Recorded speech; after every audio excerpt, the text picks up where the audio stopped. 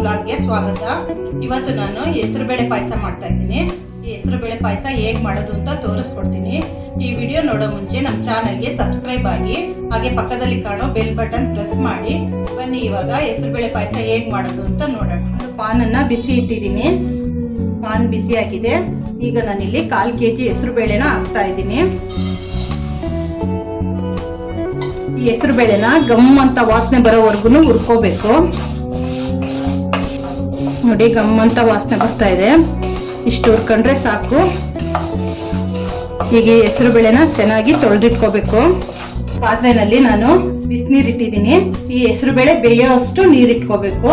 ಈಗ ನೋಡಿ, ನೀರು ಕುದೀತಾ ಇದೆ. ಈ ಬಿಸಿ ನೀರಿಗೆ ನಾನೀಗ ತೊಳೆದಿರೋಂತ ಹೆಸರು ಬೇಳೆನ ಹಾಕ್ತಾ ಇದ್ದೀನಿ. ಈಗ ಇದಕ್ಕೆ ಒಂದು 2 ಸ್ಪೂನ್ ಅಷ್ಟು ನಾನು ಕಡಲೆಬೇಳೆನ ನೆನೆಸಿಟ್ಕೊಂಡಿದ್ದೆ.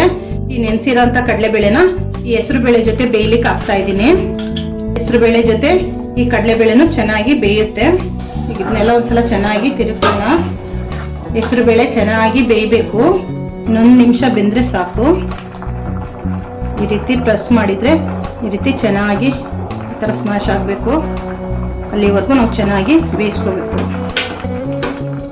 ಜೊತೆಲಿ ಕಡಲೆಬೇಳೆನೂ ಬೆಂದಿದೆ. ತೋರಿಸ್ತೀನಿ ನೋಡಿ, ಕಡಲೆಬೇಳೆನೂ ಚೆನ್ನಾಗಿ ಬೆಂದಿದೆ. ಹೆಸರು ಬೇಳೆ ಕಡಲೆಬೇಳೆ ಎರಡೂ ಚೆನ್ನಾಗಿ ಬೆಂದಿದೆ. ಈಗ ನಾನು ಇಲ್ಲಿ ಒಂದು ಪಾತ್ರೆ ಇಟ್ಟಿದ್ದೀನಿ. ಈ ಪಾತ್ರೆಗೆ 1 ಲೋಟದಷ್ಟು ನೀರು ಹಾಕಿದ್ದೀನಿ. ನಾನಿಲ್ಲಿ ಬೆಲ್ಲ ಹಾಕ್ತಾ ಇದ್ದೀನಿ. ಬೆಲ್ಲನ ಈ ರೀತಿ ಪುಡಿ ಮಾಡಿಬಿಟ್ಟು ಹಾಕ್ತಾ ಇದ್ದೀನಿ. ನಮಗೆ ಸ್ವೀಟ್ ಎಷ್ಟು ಬೇಕೋ ಅಷ್ಟು ನೋಡ್ಕೊಂಡು ಹಾಕ್ಬೋದು. ನಾನಿಲ್ಲಿ ಒಂದು 1/4 kgಗಿನ ಸ್ವಲ್ಪ ಜಾಸ್ತಿ ಇದೆ ಹಾಕಿದ್ದೀನಿ. ಬೆಲ್ಲ ಎಲ್ಲ ಸ್ವಲ್ಪ ಚೆನ್ನಾಗಿ ಕರಗಲಿ. ಇದೇನು ಪಾಕ ಮಾಡ್ಕೊಳ್ಳೋದು ಬೇಡ, ಕರಗಿದ್ರಷ್ಟೇ ಸಾಕು. ಸ್ವೀಟ್ ಎಷ್ಟು ಬೇಕೋ ಅಷ್ಟು ನೋಡ್ಕೊಂಡು ನಾವು ಬೆಲ್ಲ ಹಾಕೋಬೇಕು. ನೋಡಿ, ಬೆಲ್ಲ ಎಲ್ಲ ಕರಗ್ತಾ ಇದೆ. ಬೆಲ್ಲ ಪೂರ್ತಿಯಾಗಿ ಕರಗಬೇಕು. ನೋಡಿ, ಬೆಲ್ಲ ಎಲ್ಲ ಕರಗಿದೆ. ಇಷ್ಟಾದ್ರೆ ಸಾಕು. ಈಗ ನಾವು ಇದಕ್ಕೆ ಬೆಲ್ಲದ ಪಾಕ ಹಾಕ್ತಾ ಇದ್ದೀನಿ. ನಮ್ಗೆ ಎಷ್ಟು ಸ್ವೀಟ್ ಬೇಕೋ ಅಷ್ಟು ನೋಡ್ಕೊಂಡು ನಾವು ಬೆಲ್ಲನ ಕರಗಿಸ್ಕೋಬೇಕು.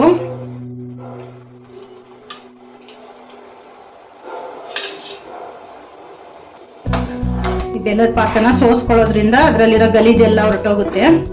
ಕುದೀತಾ ಇದೆ. ಈಗ ಇದಕ್ಕೆ ನಾನು 1 ಹೋಳು ತೆಂಗಿನಕಾಯಿನ ರುಬ್ಬಿಟ್ಟು ಸಣ್ಣಗೆ ರುಬ್ಬಿದ್ದೀನಿ. ರುಬ್ಬಿರೋದನ್ನ ಹಾಕ್ತಾ ಇದ್ದೀನಿ. ಹೆಸರು ಬೇಳೆ ಚೆನ್ನಾಗಿ ಬೆಂದಿರೋದ್ರಿಂದ ಬೇಗ ತಳ ಹಿಡಿಯುತ್ತೆ. ಹಾಗಾಗಿ ನಾವು ಆಗಾಗ ತಿರುಗಿಸ್ತಾ ಇರ್ಬೇಕು. ಈ ಹೆಸರು ಬೇಳೆ ಪಾಯಸ ಸ್ವಲ್ಪ ತೆಳುವಾಗಿರ್ಬೇಕು.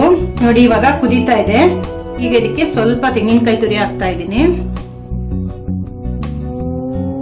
ಸ್ವಲ್ಪ ಹಾಕಿದ್ರೆ ಸಾಕು.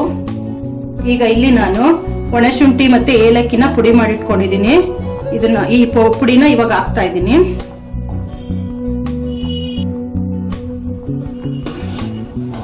ಒಂದು ಅರ್ಧ ಇಂಚಷ್ಟು ಶುಂಠಿ ಮತ್ತೆ ಒಂದು 5-6 ಏಲಕ್ಕಿನ ಪುಡಿ ಮಾಡಿದ್ರೆ ಸಾಕು. ಫ್ರೈ ಮಾಡಿರೋಂತ ಗೋಡಂಬಿ ಮತ್ತೆ ದ್ರಾಕ್ಷಿನ ಹಾಕ್ತಾ ಇದ್ದೀನಿ. ಒಂದ್ಸಲ ಚೆನ್ನಾಗಿ ಮಿಕ್ಸ್ ಮಾಡಿಬಿಡೋಣ. ನೋಡಿ, ಚೆನ್ನಾಗಿ ಬೆಂದು ಪಾಯಸ ರೆಡಿ ಆಗಿದೆ. ಈ ಹೆಸರು ಬೇಳೆ ಪಾಯಸ ತುಂಬಾ ತಂಪು, ಎಲ್ಲರಿಗೂ ಇಷ್ಟ ಆಗುತ್ತೆ. ಹೆಸರು ಬೇಳೆ ಪಾಯಸ ರೆಡಿ ಆಗಿದೆ. ನೋಡಿ, ರುಚಿಯಾದ ಸಿಹಿಯಾದ ಹೆಸರು ಬೇಳೆ ಪಾಯಸ ರೆಡಿ ಆಗಿದೆ. ಈ ಪಾಯಸ ನೀವು ಮನೇಲಿ ಮಾಡಿ ಹೇಗಿದೆ ಅಂತ ಕಮೆಂಟ್ ಮಾಡಿ. ಹಾಗೆ ನಮ್ಮ ಚಾನಲ್ಗೆ ಸಬ್ಸ್ಕ್ರೈಬ್ ಆಗಿ.